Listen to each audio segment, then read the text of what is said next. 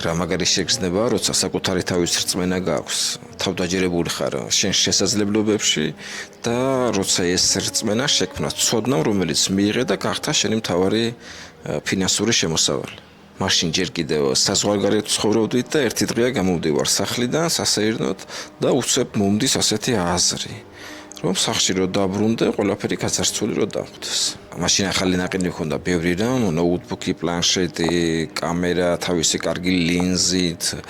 განათება, ერთი სიტყვით რა მჭირდებოდა სამუშაოსთვის, აბსოლუტურად ყველაფერი მქონდა და მომენტალურად აი ამ აზრმა 3-4 წამით ისე ფოთვა მოიცვა. ხოლო 3-4 წამი მოიცვა ფოთვა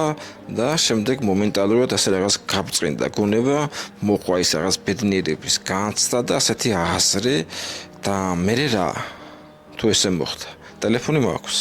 ინტერნეტი მაქვს ცოდნას კიდე აქედან ვერავინ ვერ ამოშლის როგორც შეერეგილების სცენაში სავსე ვიყავი საკუთარი თავის რწმენით და თავდაჯერებულობით და რა თქმა უნდა შვიდად გავაგრძელე გზა სადაც მივდიოდი